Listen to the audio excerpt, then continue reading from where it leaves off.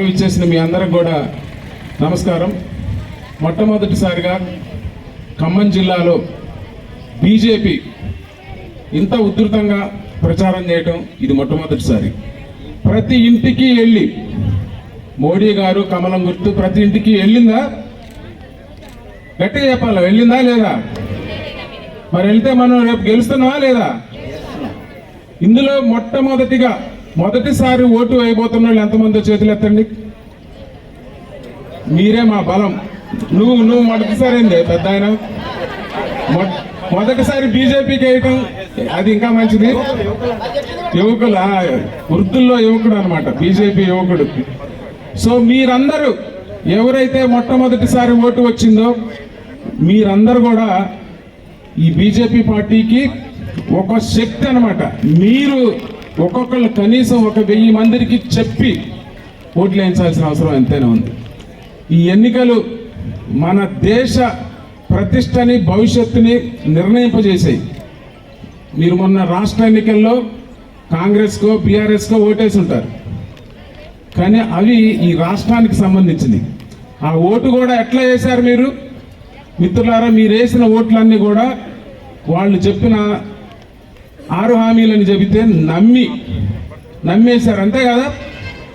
నమ్మారా లేదా? ఇప్పుడు అర్థమైందా అది అంత బూటకం అని? ఉత్తుత్తి హామీలు అన్నది అర్థమైంది కదా. ఎంతమందికి 6 హామీల్లో రావాల్సిన రుణమాఫీ జరిగింది, రైతు బంధు వచ్చింది, ఏం రాలేదు. ఇట్లా గట్టిగానండి రాలేదు. మరి మళ్ళా ఏం చేస్తున్నారు? పెద్ద కుట్ర చేస్తుంది కాంగ్రెస్ పార్టీ. ఏం చేస్తుంది? మళ్ళా మీకు నెలకి 8500 ఇస్తాం, రుణమాఫీలు చేస్తాం, 2 లక్షలు ఇస్తాం. ఇవన్నీ అబద్ధాలతో మళ్ళా కాంగ్రెస్ పార్టీ వస్తుంది. మిత్రులారా, మీరు ఇది గమనించకపోతే మొన్నటిది రాష్ట్రం వరకే సరిపోయింది, ఇప్పుడు ఏం జరుగుతుంది? దేశం మొత్తం నాశనం అయింది. మరి ఏం చేయాలి మరి ఏం చేయాలి? కమలం గుర్తుకే ఓటేయాలి. కమలం గుర్తుకు ఓటేయాల్సిన అవసరం ఒకటే కాదు, మనం ఇంకొంతమందికి చెప్పి ఓటేయించాల్సిన అవసరం ఎంతైనా ఉంది. ఈ దేశం మీ పిల్లలు ఎక్కడ ఉంటారు? చదువుకుంటా ఉంటారు.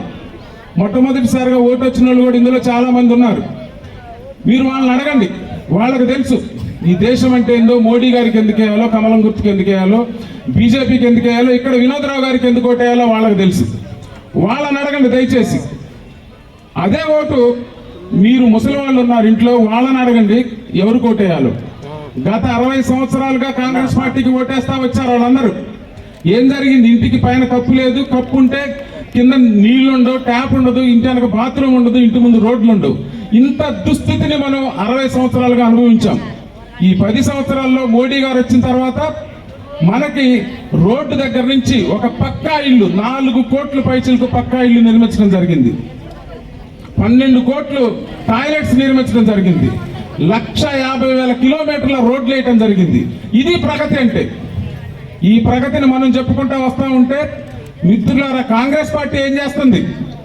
ప్రగతి గురించి మాట్లాడటలేదు, కులగణన జరగాలంటుంది. రాజకీయ పార్టీలన్నీ కూడా, భాజపా అంతా కూడా రాజ్యాంగాన్ని రద్దు చేస్తుంది, లేకపోతే రిజర్వేషన్లు రద్దు చేసిద్ది అని ఒక లేనిపోని అబద్ధాలు సృష్టించి మిమ్మల్ని అందరినీ కన్ఫ్యూజ్ చేయాలని చూస్తుంది. మనం మిత్రులారా గుర్తుంచుకోండి, ఇది సమయం. మనం కన్ఫ్యూజ్ అవ్వాల్సిన అవసరం లేదు. కాంగ్రెస్ పార్టీ ఏదైతే చెప్తుందో అవన్నీ అబద్ధాలని 100 రోజుల పాలనలో తేలిపోయింది. మళ్ళా మనం వాళ్ళ మాటలు నమ్ముదామా వద్దా? నమ్మొద్దు. కాంగ్రెస్ పార్టీ అబద్ధాలు, మాయ మాటలను మనం నమ్మొద్దు.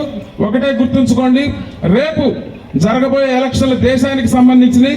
ఖచ్చితంగా మనం కమలం గుర్తుకు ఓటేయాలి, బీజేపీని గెలిపించాలి. ఇక్కడ మొట్టమొదటిసారిగా ఇది ఖమ్మం అని అంటే ఇప్పటిదాకా కమ్యూనిస్టులు కాంగ్రెస్ అనుకున్నారు. ఇక్కడ కాంగ్రెస్ లేదు, కమ్యూనిస్టులు లేదు. ఏంటి ఖమ్మం అంటే? కమలం. ఖమ్మం అంటే ఏంటి? కమలం గుర్తుకే రేపు 13వ తారీఖున ఓటేద్దాం.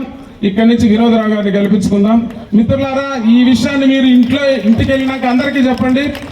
జై హింద్, భారత్ మాతాకి జై, భారత్ మాతాకి జై, భారత్ మాతాకి. పెద్దగా రావాలి అందరూ. భారత్ మాతాకి జై శ్రీరామ్.